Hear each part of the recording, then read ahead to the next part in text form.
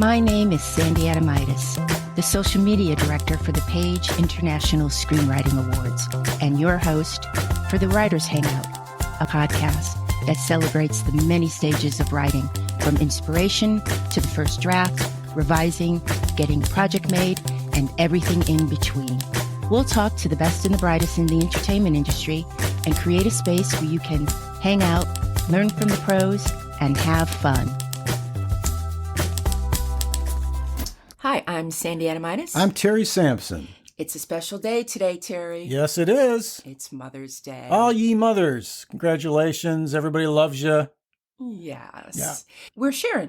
She's in Albuquerque. She's working on a show in the costume department, and they shipped her out there for a week to help close up the show. Oh, cool. And so it's been unique because I don't think we've been apart since people decided to have a pandemic. And by the way, who decided this pandemic thing?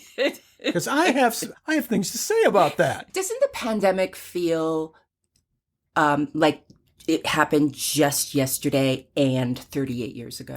Yes, there's that. It is a funny thing because Isn't it weird? in your brain, you'll be reminded, hey, people are still getting sick. Yes. And it jerks you back to that thing when your mind has already went on and said, that was 38 years ago. Let it go. Get out of town. I was just thinking yesterday, I spent 2 years in my apartment. It's a lovely place, though. I don't think I could ever explain that to somebody 20 years from now. That's what we went through. Yeah, you'll get some snide remarks like, hey, why not get out of the house once in a while? Well, that makes sense. Yeah. Now we know why you're like you are, Great Aunt Sandy. Don't go over to Great Aunt Sandy. She's going to tell you about the pandemic. I don't know why my great niece or nephew talks like that. Why they'd have such a low voice? Yeah. I know, it is weird. But okay, Mother's Day was recognized by Congress in 1914. And as early as 1909, in films like D.W. Griffith's I Did It, Mama, followed by The Eternal Mother in 1912 and His Mother's Son in 1913. The prevailing images of mothers were noble, wise, indulgent, self-sacrificing. There's a lot of white, gauzy dresses, angelic, a lot of clutching, hands to the chest. Especially in the silence. Yes. Now, during the Great Depression, we had Louise Rayner in The Good Earth, 1937, and 1940s, Jane Darwell in The Grapes of Wrath. Mothers were portrayed as struggling for their kids. Would you say? Sure. Yeah. Not every movie, but that was very prevalent, kind of gave us an image of what moms were supposed to be like. Right. During World War II, the film industry portrayed the idolization versions of stay-at-home mothers, such as Greer Garson's character in Mrs. Miniver. Okay. That was 1942. And Claudette Colbert in Since You Went Away. Then there's this kind of a subcategory that I adore. The mother must sacrifice so her children can have a better life. Right. I love those movies. Okay. Stella Dallas. Okay. Okay, 1937, Barbara Stanwyck.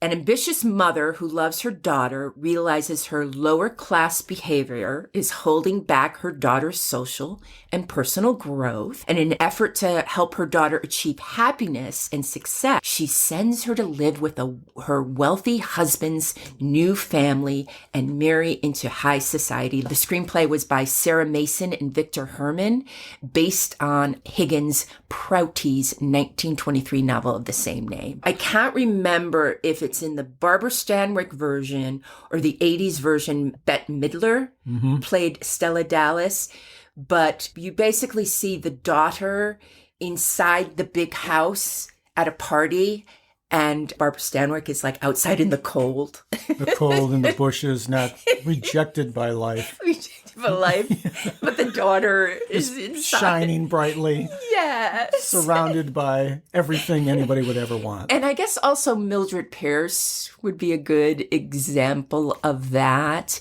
where one of my favorite memes for Mother's Day is when she slaps Vita. Just Vita is her daughter, and she makes pies. She worked really hard and made a name for herself. In the pie making business? In the pie making, yes. God bless her. And that's Joan Crawford, of course. Just Mildred Pierce, just amazing. Then I think the 50s gets led by James Cagney in White Heat. He's a gangster who is obsessed with his mother. Right. And he has these excruciating migraines that only the mother can soothe, if I remember correctly. And I think he sits on her lap while she's soothing, but I can't remember.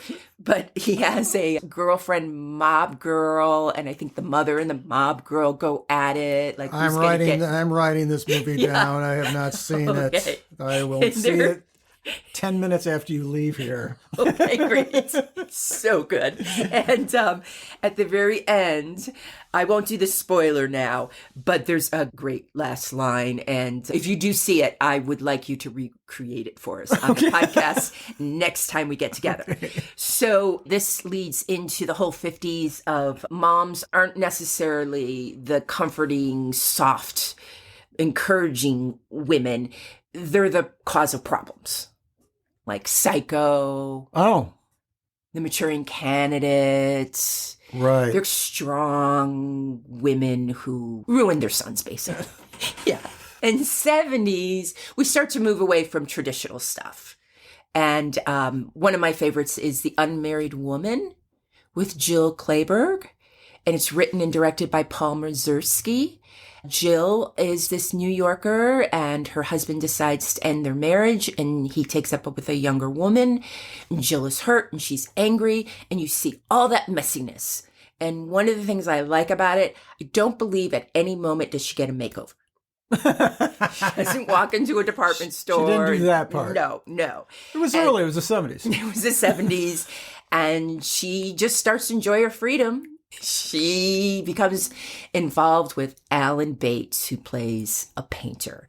And he doesn't just paint. He's one of those painters that lives in a loft, and it's gigantic like a gymnasium. easels. Yeah. Yes, very sexy. And then the rest, everybody else can catch up with. That's just kind of like the earlier version of mothers in film. And do you have a favorite mom or a moment or a movie? I do. I like the storyline in which you get the truly amazing, essential part of motherhood that I just think is extraordinary because it's just different than anything else. Remember, women are born as kids, and motherhood changes them so drastic, more than anything else. And it's because they feel they have a bigger purpose to add into their life. Mm-hmm. You know, they're still on the same course they want to be, but a lot of this natural mothering instinct becomes a part of them. That's lovely. Yeah, it's great. And so my favorites are from Diane Keaton and Baby Boom. Terry, get out of town. I will leave as soon as I can. Did you know that is probably at the top of my list of favorites? It's a great movie. And Tell me why you love it. Well, I knew a lot of women in college who had their sights set on corporate businesses, most of them. You know, I'm not in college for nothing. This is the 80s. Yeah. This is, the sure, movie let's takes say place, that. No, I'm saying the movie takes place in the 80s. Oh, yeah, that does. And that was getting away from traditional roles, like I was just saying. Put it on your shoulder pads and get out there. Shoulder pads, yeah. And get out there and do something. So she was all about her career.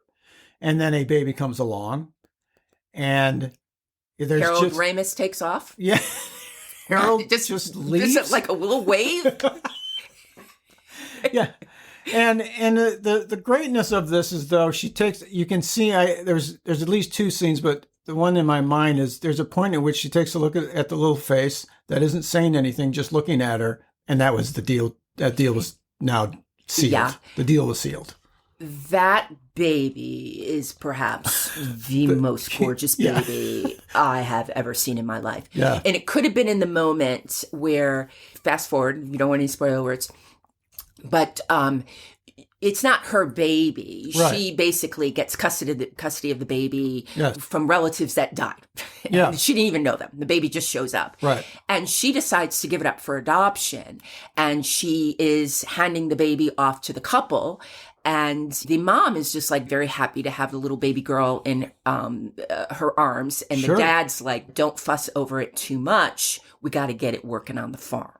Basically. That's right. And so she takes the baby back. Right. And then when they're outside, she looks at the baby and says, don't expect too much. Yeah, and there's that. And then there's the reward for making something as important to you as yourself.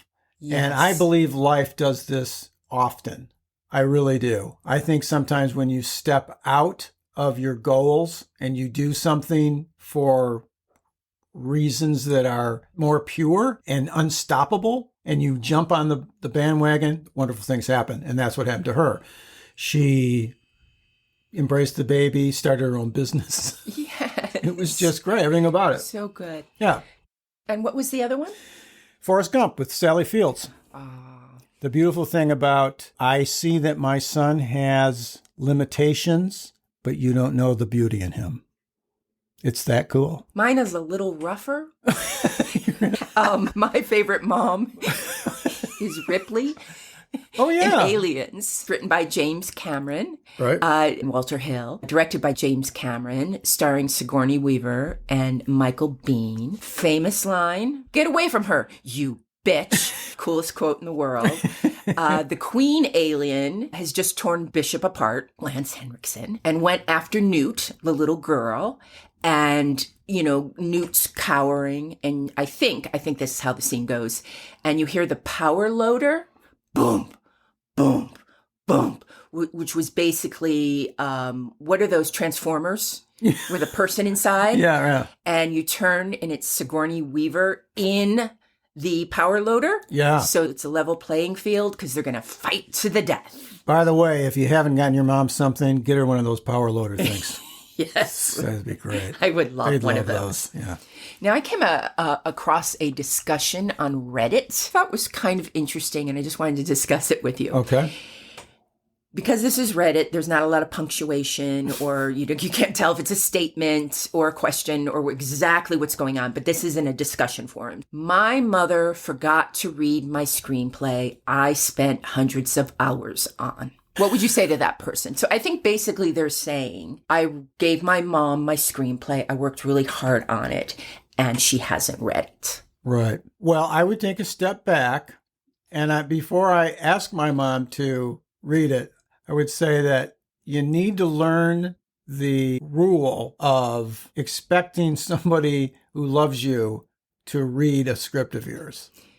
It's a funny, weird little thing. Now, I break the rule in one case, and that is I make my daughter, who I paid for her UCLA English degree, I make her read my stuff so that she can correct the things. Excellent. And she does. Excellent. Yeah. That is the best use. I know. It's fantastic. I never ask her about it. Mm-hmm. I literally have Just her do the editing. Yeah, I just say, take a look at it and see what, and I said, obviously, if there's a huge flaw, if you see a huge hole, go ahead. What if your mom read it, didn't like it? You're putting her in a very bad position. Both my parents were alive when I started writing songs. And my dad, he would write specific things about, he would say, this line is so great because you did this, this, and this to set it up. Because he was at that level.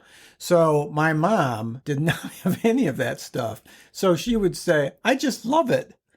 Right? They just say that. Yeah, I don't think I've given any family member anything to read, except once my brother-in-law did ask for one of a pilot that I wrote, and he never got back to me. He's still thinking about it. It's been about 15 years. He hasn't greenlit it yet. Yeah. But he's right on the... But, I just let that go because especially people who don't read scripts for a living, I just don't expect them to read things. Now, here's some of the comments. This is what Ryan Rosenblum said. I hear you and feel your pain, but most people, even in the industry, don't read screenplays, even if they say they're going to. It sucks every time, but it's worth learning the feeling because it never fully stops. Ryan has a really rosy outlook on life, but Ryan's right. I guess if you're going to start learning rejection, is it good to learn it from your mom? That's kind of painful, right? Right. If you have something that you think is great, like an idea of it, and you can spout out your idea in like 4 minutes, do that to mom. Yeah. Yeah. Because they'll go, hey, that sounds pretty good. Can I practice my pitch? Yeah. Do you think this line of dialogue is realistic? Yes. I have a mother in my script. I would like to sit down and talk to you about a couple of Yes, things. exactly. Yeah. Yes. And then say, you'll need to make me pie. I might feel bad later. And that will take care of all the bad feelings. Pie takes care of everything. It does. This is what Merrickson said. This might sound sort of callous to your situation, but a screenplay is probably not the best medium for that kind of thing unless the reader is a person who is very interested in screenplays. Most average people can't stand the format. We kind of saying the same thing. Yeah. Get her interested, but don't make her read 100, and we don't even know what draft this is, 30 pages of maybe your first draft. Wow, that's a lot to ask of anybody. Now, Script Lurker said, I lost my mom at age 64 last year. I wouldn't put that kind of pressure and expectation on your relationship with her. If she reads it, great. If she doesn't, I don't think you should hold it against her. Maybe you can find another way to bond with her that she's more into than your pursuit of screenwriting. Our parents are only with us a short time on this earth. Try to cherish it.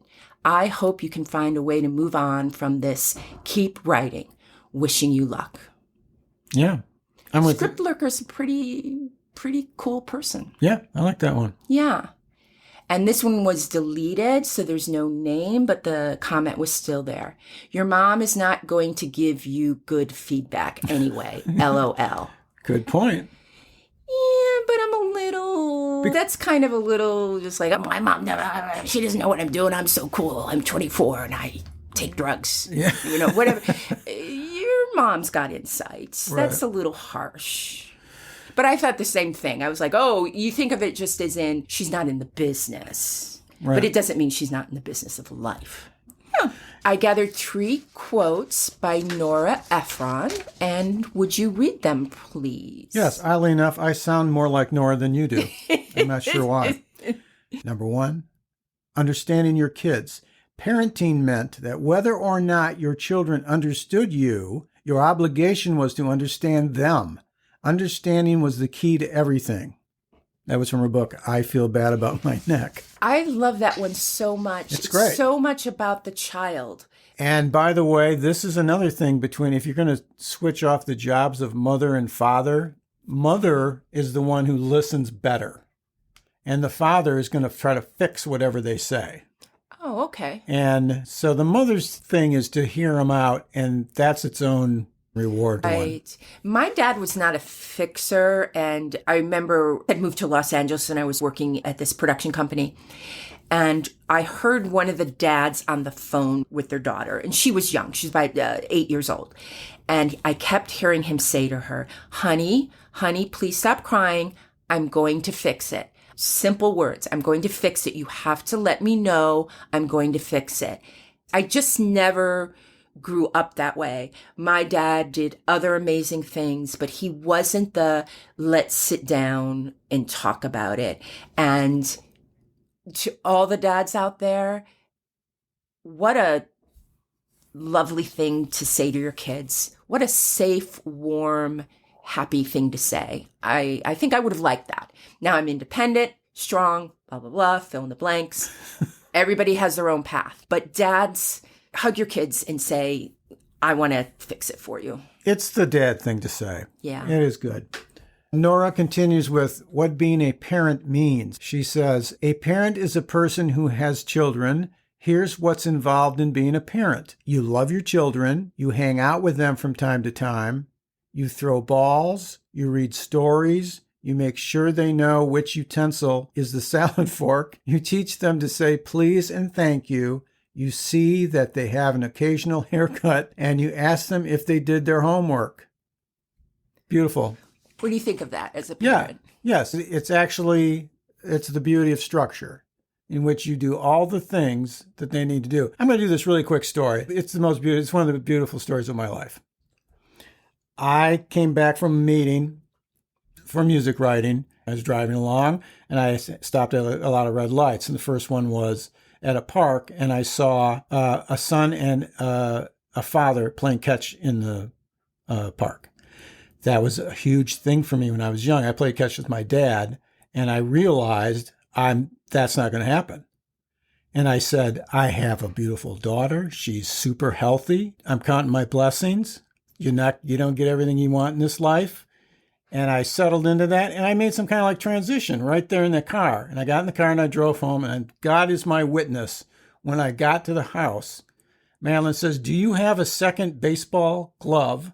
And I said, yes, I do. She goes, I'm thinking of trying out for the softball team. I go, okay. She goes, would you like to play catch in the yard? And I go, yes. I'm not kidding. And the next day she said, I don't want to do this. Next day she said, I went to the meeting. I don't think this is for me. And I go, I know why you did it. You don't either. You don't know what it is, but I know why you did it. And it was great. That's the honest to God truth. I'm not kidding. That is the honest to God truth. I love that. Yeah, it's the best. And that is right there. Nora knows about it. You throw balls when you can. Yep. So when kids become teenagers, and this is a whole different story. Trust me. When kids become teenagers, when your children are teenagers, it's important to have a dog so that someone in the house is happy to see you. You could try a cat, but the best they'll give you is the stink eye. That's the best they'll hand out. But that is so true. The change, and you have to roll with that, as Nora has just told you. You just got to roll with it. Even though I'm not a mother, yes, I did get to experience that with my friend's kid. I adore this kid. And then he became a teenager and just stopped talking to me. I felt like I annoyed him with my presence.